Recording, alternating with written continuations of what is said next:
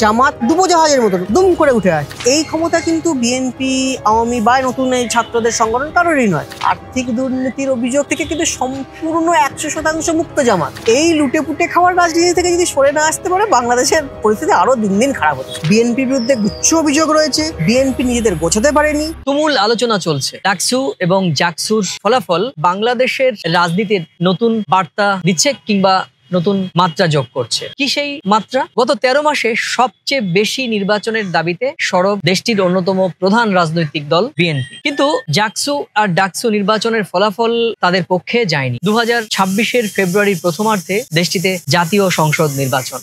জাকসু ডাকসুর পরবর্তীতে চট্টগ্রাম বিশ্ববিদ্যালয় এবং রাজশাহী বিশ্ববিদ্যালয় সহ আরো বেশ কয়েকটি শিক্ষা প্রতিষ্ঠানের মধ্যেও ছাত্র সংসদ নির্বাচনের কথা শোনা যাচ্ছে। এই ফলাফল ডাকসু কিংবা জাকসুর মতো হলে বিএনপি ঠিক কি করবে জাতীয় নির্বাচনে? জাতীয় নির্বাচনের আগে তারা কি আবার নতুন কোনো সিদ্ধান্ত জানাবে? এতদিন ধরে নির্বাচনের জন্য চাপ দেয়া বিএনপি কি কোনোভাবেই নির্বাচন থেকে পিছিয়ে আসার চেষ্টা করবে? সে বিষয়ে আজকে আমাদের আলোচনা হবে এবং এই প্রাসঙ্গিক আলোচনায় আমাদের আজকের আলোচক বিশ্লেষক কলকাতার অন্যতম বাংলা দৈনিক সংবাদ প্রতিদিনের deputy news editor Shirshendu Chakraborty. Shirshendu Chakraborty, আপনাকে প্রথম কলকাতায় স্বাগত এবং আপনি আমাদের সঙ্গে সময় দিয়েছেন, মূল্যবান সময় দিয়েছেন, সে কারণে প্রথম কলকাতার টিমের পক্ষ থেকে আপনার প্রতি গভীর কৃতজ্ঞতা। শীর্ষেন্দুদা, বাংলাদেশের জাতীয় নির্বাচন আসন্ন। এর আগে দুটো গুরুত্বপূর্ণ শিক্ষা প্রতিষ্ঠানের নির্বাচন হয়েছে যেটি বিএনপির পক্ষে যায়নি। তো এই ফলাফলে কি কোনো ইম্প্যাক্ট পড়তে পারে জাতীয় নির্বাচনে? দেখুন, একটা আমার যেটা মনে হয়েছে যে এই যে ভোট হলো, ভোটটা বেশ চমকপ্রদ। এতদিন মনে করা হয়েছিল বিএনপি ক্ষমতায় আসছে, আওয়ামীকে প্রায় নিষিদ্ধ করা হয়েছে, তারপর ছাত্র নির্বাচনে কিছু একটা বিএনপি হয়তো, কিন্তু বিএনপি একদম প্রায় শূন্য মাইনাসের খাতায় চলে গেল। তার মানে এটা স্পষ্ট যে বিএনপির সংগঠন এখনো সেভাবে কিছুই হয়নি। মানে আমরা তো ছাত্র নির্বাচন থেকে একটা আভাস পেতে পারি। এর পরবর্তী যে দুটি জায়গায় রয়েছে, বিশেষ করে চট্টগ্রাম বা রাজশাহী বিশ্ববিদ্যালয়, সেখানে বরাবরই জামাতের সংগঠন মজবুত, বিএনপি সেরকম কোনোদিনই ছিল না। তাই যেটা আওয়ামী নিষিদ্ধ করার পর মনে হয়েছিল যে হয়তো মানুষ এখনো বোধহয় বিএনপির কাছে বা বাংলাদেশের মানুষ বোধহয় বিএনপি কে পছন্দ করে না, বা বিএনপি নিজেদের মতন করে সংগঠন সম্ভবত করতে পারেনি। আবার এদিক দিয়ে আরেকটা হতে পারে যে এত বছর একটা দল নিষিদ্ধ ছিল, তাদের সংগঠন ঠিক ছিল না, সম্পূর্ণ বাইরে থেকে চলেছে, তাই জন্য হয়তো গুছিয়ে নিতে পারেনি। এখন একটা জিনিস আপনি বলতে পারেন জামাত কি করে দাঁড়াবে, সেদিকে একটা হতে পারে, মানে সবটাই আমরা হতে দেবো কিন্তু মনে হয় বাইরে থেকে বিশ্লেষণ যে জামাত তো অনেকটা ভেতরে থাকে, হয়তো বেরিয়ে আসেনি এত বছর, কিন্তু কোনো না কোনোভাবে বিভিন্ন বিশ্ববিদ্যালয়ের সঙ্গে তাদের যোগসূত্র ছিল, তাদের সংগঠন জারি ছিল, যেটা বিএনপি একদমই ছিল না। আওয়ামী তো বুঝতেই পারেনি, তাই যখন সবাই খোলা মাঠ পেয়েছে, জামাত আবার ফিরে আসছে। হতে পারে এটা একটা কারণ হতে পারে জামাতের এই সাফল্য। ঠিক আছে, জামাতের সাফল্যের বিষয়ে আরো অনেকটা বিশ্লেষণ করার সুযোগ রয়েছে, কিন্তু আপনি বলছেন যে দুটো নির্বাচনের ফলাফল, যে নির্বাচনের ফলাফল ইতিমধ্যেই বিএনপি প্রত্যাখ্যান করেছে। তারা বলতে চাইছেন, বিএনপি সিনিয়র লিডাররা বলছেন যে এই শিক্ষা প্রতিষ্ঠানগুলো চালায় বাংলাদেশের শিক্ষা মন্ত্রণালয়। এই শিক্ষা মন্ত্রণালয় ঢালাওভাবে জামায়াত ইসলামীকে পুনর্বাসন করা হয়েছে, অর্থাৎ এই শিক্ষা দপ্তর বা মন্ত্রণালয় চালাচ্ছে জামায়াতে ইসলামী। সুতরাং এই বিশ্ববিদ্যালয়গুলোর এই ফলাফল তাদের কাছে প্রত্যাশিতই ছিল এবং এই ফলাফল জাতীয় নির্বাচনে খুব একটা বেশি প্রতিফলন ঘটবে না। হ্যাঁ, দেখুন, এটা যদি সত্যি হয়, জামাত নিজেদের মতন করে একটা তো জিনিস বলবে, এটা স্বাভাবিক তাদের পক্ষে আনার জন্য। কিন্তু তাহলে এই একটা তো বিষয় স্পষ্ট হচ্ছে, যখন হাসিনার বিরুদ্ধে বিক্ষোভ হয়েছিল, গত বছর আন্দোলন হয়েছিল, বারবার বলা হয়েছিল যতটা নয় ছাত্র, তার থেকে বেশি জামাতের সংগঠন বেশি সক্রিয় ছিল। তাহলে তো সেটাই প্রমাণিত হচ্ছে যে এই জামাত ছাত্র দলের বা ছাত্রদের মাধ্যমে, ছাত্রদের পিছনে থেকে জামাতরাই আসলে আন্দোলনটা চালিয়েছিল, যেটা একটা মানে এক প্রকার প্রমাণিত হয়ে গেল, মানে জামাতের সংগঠন মজবুত হলো। দুই, যে আওয়ামী যদি এটা সত্যি বিএনপির কোনো ক্ষমতা না থাকে, বা একটা পক্ষ অনেক দাবি করছেন যে আওয়ামীর কিছু মানুষ যাদেরকে নিষিদ্ধ করা হয়েছে তারা জামাতকে সমর্থন করেছে, যদি সত্যি এটা হয়ে থাকে, তাহলে আমার মনে হয় যে এটা আওয়ামীর পক্ষে আরো বড় সর্বনাশ। কেন এর আগেও বিভিন্ন জায়গায় অভিযোগ উঠেছে যে টাকা নিয়ে বা বিভিন্ন আর্থিক লেনদেন বা সুযোগ সুবিধা দিয়ে জামাত বা অন্যান্য সংগঠনের অনেকেই নাকি আওয়ামী লীগের সদস্য হয়েছিল, এবং পরবর্তী যখন হাসিনা সরে গিয়েছেন বা ক্ষমতা টলবলে ওনার গদি টলমলে হয়েছে, ওনারা মুখ ফিরিয়ে নিয়েছেন। তাই যদি সত্যি আবার জামাতকেই সমর্থন করে থাকেন, তাহলে আওয়ামীর পক্ষে একটা বড় ধাক্কা। আর বিএনপি যেটা মনে করেছিল যে হয়তো তারা ক্ষমতায় আসছে বা তারা মজবুত হতে পারে বা মানুষ তাদের চাইছে, আরে মানুষ যদি চাইতোই হয়তো এখনো কিছু তাদের সমস্যা থেকে গিয়েছে, যেটা তারা বিএনপিও ঠিক করতে পারেনি বা উপর থেকে দেখছে। একই ভুল কিন্তু হাসিনাও করেছিলেন, একই ভুল কিন্তু আওয়ামী লীগও করেছিল, যে কিছু মানুষকে দেখে পুরোটা ধরে নিয়েছিল। সেই ভুল যদি করেন, জামাত হতে পারে এটা একটা জয়ের কারণ।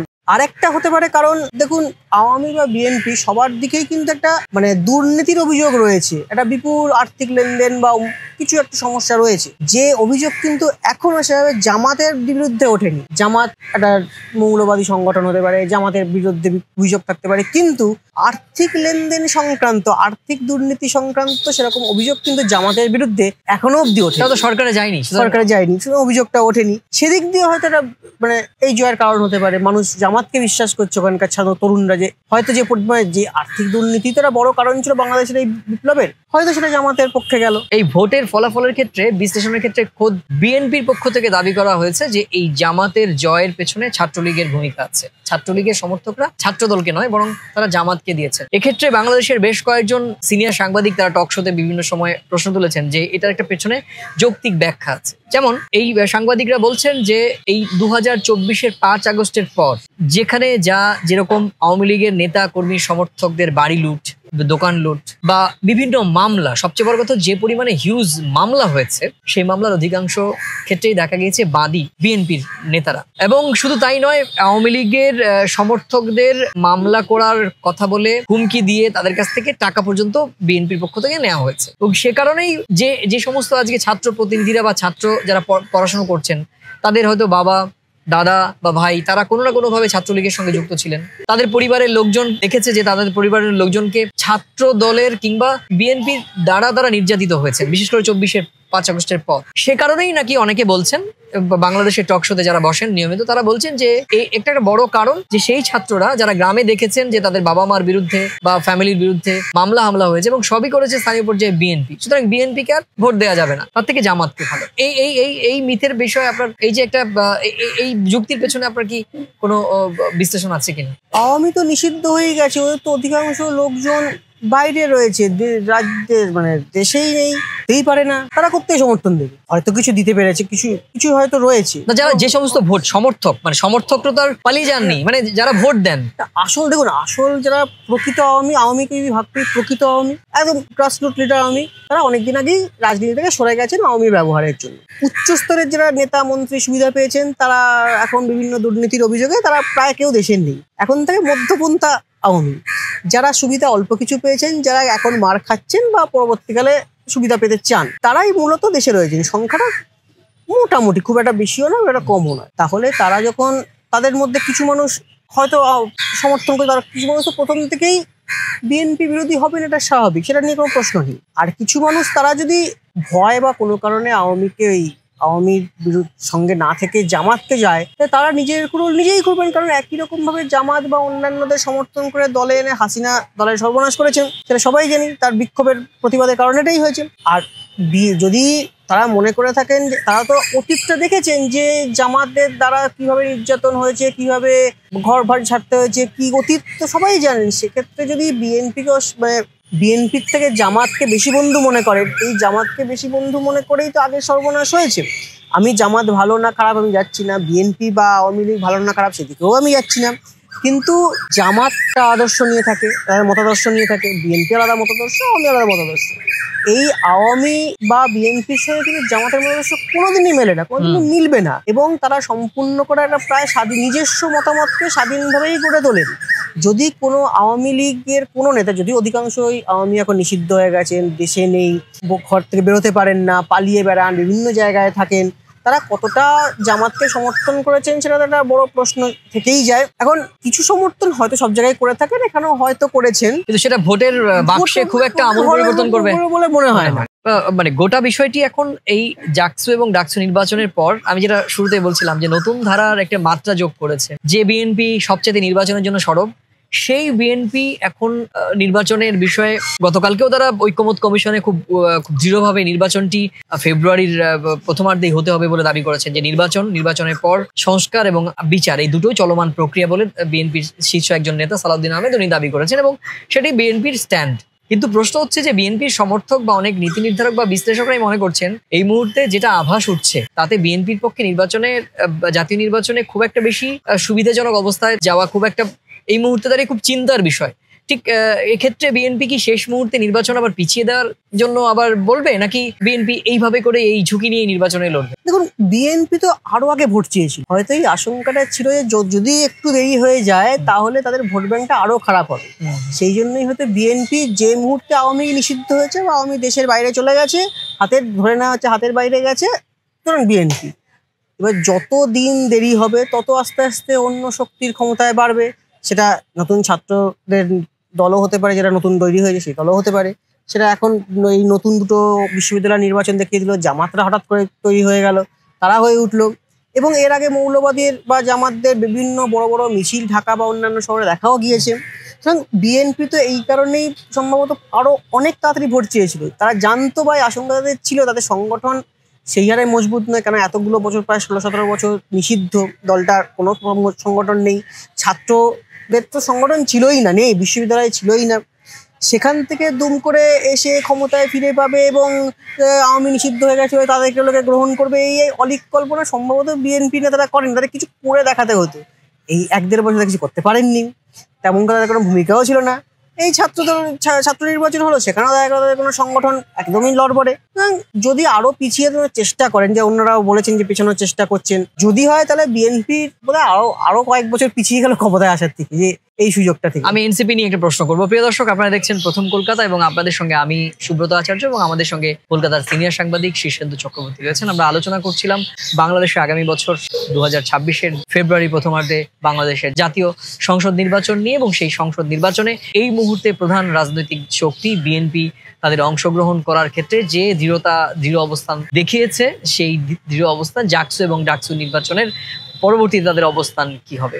শীর্ষেন্দুদা, যেটা তোমাকে বলছিলাম, তুমি বারবার বলছিলে শিবিরের উত্থান, কিন্তু এই যে গণ অভ্যুত্থানের প্রধান স্টেক হোল্ডার বলে যে যা দাবি করা হয়, এই যে বৈষম্য বিরোধী ছাত্র জনতা, এবং তারা এখন মূলত এনসিপির ব্যানারে রাজনীতি করছে, এই দুটো শিক্ষা প্রতিষ্ঠানে এনসিপির কিন্তু কার্যত কোনো অস্তিত্বই খুঁজে পাওয়া গেল না, মানে ছাত্র দলের থেকেও কঠিন খারাপ অবস্থা। কিন্তু গণ অভ্যুত্থানের প্রধান স্টেক হোল্ডার যদি আমরা বাইরে থেকে দেখি, তাহলে কিন্তু এই ছাত্র জনতা বা বৈষম্য বিরোধী যে ছাত্র জোট, এই আজকের এনসিপি নেতৃত্বই। কিন্তু এনসিপি ঠিক সেই অর্থে ছাত্রদের কাছে তারা গ্রহণযোগ্য হলেন না, সেটা কি কেন হচ্ছে, সেটা কিভাবে দেখছো?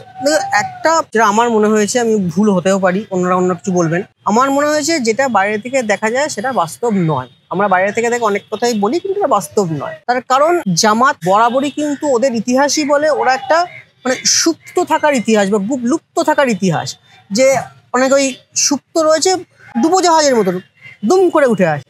এই ক্ষমতা কিন্তু বিএনপি, আওয়ামী বা নতুন এই ছাত্রদের সংগঠন কারোরই নয়। ওরা যে এতদিন ভেতরে ভেতরে সংগঠন মজবুত করেছে, রয়েছে, ছিল, আছে, এই নির্বাচনে হাতে কলম প্রমাণ হয়ে গেল। 2, ছাত্রদের যে নতুন সংগঠন, তারা তো মানুষের সঙ্গে যোগটাই করতে পারলো না। তাদের কিছু লোক সমন্বয়কারী, তারা জামাতের পক্ষকে সমর্থন করেছে, কিছু তারা যা বলছে অলরেডি দুর্নীতির অভিযোগ তাদের বিরুদ্ধে উঠেছে। মানে এই দুর্নীতির বিরুদ্ধেই কিন্তু গত বছর আন্দোলনটা ছিল, এই ছাত্ররাই কিন্তু দুর্নীতির বিরুদ্ধেই প্রতিবাদ করেছিল। তারা যখন ক্ষমতায় আসেনি, এখনো সামান্যতম একটুখানি জনপ্রচার আছে তাদের বিরুদ্ধে দুর্নীতি, সামান্যতম ক্ষমতার অলিন্দে পা রাখার পরেই তারা দুর্নীতিগ্রস্ত হয়ে পড়লেন, প্রমাণ চলে এলো। এই যে দুর্নীতি, টাকা আর্থিক নয়ছয়, যে অভিযোগের কারণেই বিএনপির বিরুদ্ধে অভিযোগ, যেটা অভিযোগ আওয়ামীর বিরুদ্ধে অভিযোগ, যে অভিযোগ থেকে সম্পূর্ণ মুক্ত জামাত। এটা সব থেকে আশ্চর্যজনক, এই অভিযোগ কিন্তু জামাতের বিরুদ্ধে নেই। জামাতের উগ্রপন্থা হতে পারে, জামাত মৌলবাদের সমর্থক হতে পারে, জামাতের বিরুদ্ধে নিষিদ্ধ অত্যাচার, ধর্মীয় রাজনীতি করার অভিযোগ হতে পারে, জামাত অনেক বিভিন্ন, কিন্তু আর্থিক দুর্নীতি যেটা আমরা দেখেছি নেপাল, দেখেছি শ্রীলঙ্কা, বারবার এই আর্থিক দুর্নীতির অভিযোগই দেখছি বাংলাদেশ। এই আর্থিক দুর্নীতির অভিযোগ থেকে কিন্তু সম্পূর্ণ 100% মুক্ত জামাত। তাদের নীতি কট্টর হতে পারে, তাদের বিভিন্ন জিনিস কট্টর হতে পারে, কিন্তু তাদের যে দুর্নীতির কোনো অভিযোগ নেই। এই যে নতুন ছাত্রদের দল হলো, তারা তো ক্ষমতায় আসার আগেই দুর্নীতির অভিযোগ চলে এলো, তাকে মানুষ বিশ্বাস করবেন কি? এখন একটা মানে এদের ক্ষমতায় বাংলাদেশের বিষয়ে অনেকটা দাঁড়াচ্ছে, যেই ক্ষমতা একটু পাচ্ছে লুটে পুটে খায়। এই লুটে পুটে খাওয়ার রাজনীতি থেকে যদি সরে না আসতে পারে, বাংলাদেশের পরিস্থিতি আরো দিন দিন খারাপ হতে।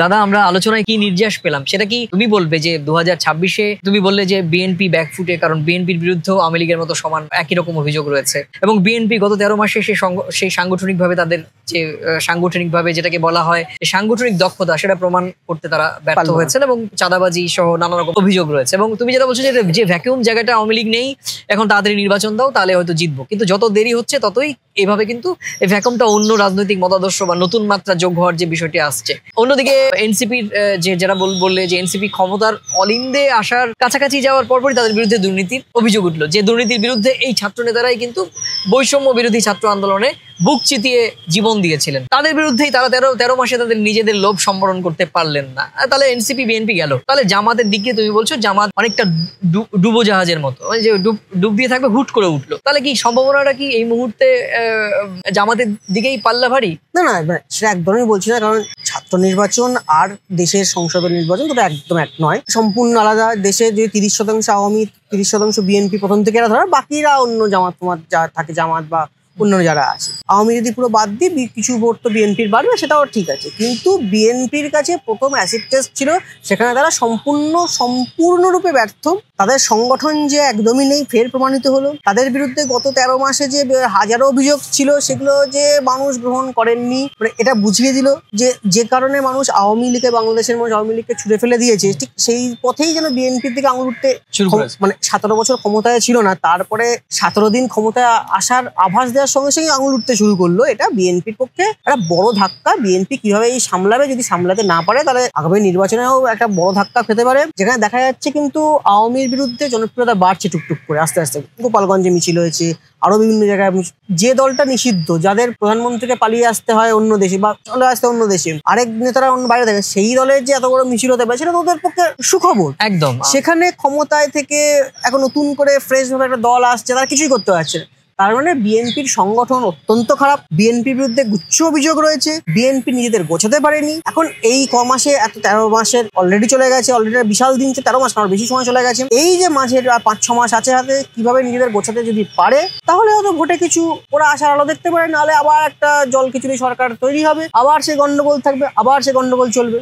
একদমই। শীর্ষদা যেটা বলছিলেন যে বাংলাদেশের নির্বাচনের এই যে অঙ্কেতে যদি বিএনপি একেবারে এই মুহূর্ত থেকে ক্যালকুলেটর নিয়ে না বসে, তাহলে বাংলাদেশের নির্বাচনের ফলাফলের বিষয় কি নতুন জগা খিচুড়ি মার্কা একটা ফলাফল হয়তো হতে পারে, এবং তখন বাংলাদেশ হয়তো আবার একটা নতুন অনিশ্চয়তার দিকে ধাবিত হবে। এবং একই সঙ্গে এখন এই যেহেতু বৈষম্য বিরোধী বা গণ অভ্যুত্থানের পক্ষে যে রাজনৈতিক শক্তিগুলো রয়েছে, তারা এখন একে অপরের বিরুদ্ধে প্রতিপক্ষ হয়ে যাওয়ায় নির্বাচনের এই যে নির্বাচনের বাংলাদেশে, সেখানে দাঁড়িয়ে স্বাভাবিকভাবেই যে দলটিকে তারা নিষিদ্ধ করেছে, যে দলটির বিরুদ্ধে তাদের প্রধান অভিযোগ, সেই দলটি কিন্তু আবারও আস্তে আস্তে করে বাংলাদেশের মাটিতে মাথা চারা দিয়ে উঠতে শুরু করেছে। কারণ এটা ভুললে চলবে না, বাংলাদেশের 30% মানুষ কিন্তু এখনো আওয়ামী লীগকে পছন্দ করে, তারা ভালোবাসে, এবং এখনো বাংলাদেশের অধিকাংশ মানুষ বঙ্গবন্ধুর বাংলাদেশের প্রতি সমর্থন রয়েছে। সুতরাং এই সব মিলিয়ে বাংলাদেশের আগামী নির্বাচন অত্যন্ত তাৎপর্যপূর্ণ, এবং সেই তাৎপর্যপূর্ণ যে অধ্যায়, সেই অধ্যায়ে এই মুহূর্তে যারা রাজনৈতিক দল রয়েছে তাদের খুব ভেবেচিন্তে পা বাড়াতে হবে। প্রিয় দর্শক, এই আলোচনার কোন অংশের সঙ্গে আপনারা সহমত কিংবা কোন অংশের সঙ্গে আপনারা ভিন্নমত, সেটা আপনারা অবশ্যই লিখে জানাবেন, এবং এই ধরনের ভিডিও পেতে নিশ্চয়ই আমাদের চ্যানেলটি সাবস্ক্রাইব করবেন। আমার বিশ্বাস যে যেখান থেকে দেখছেন সবাই ভালো এবং সুস্থ আছেন, নিরাপদে আছেন। তাহলে আজকে এ পর্যন্তই, আবার দেখা হবে প্রাসঙ্গিক কোনো বিষয় নিয়ে। নমস্কার।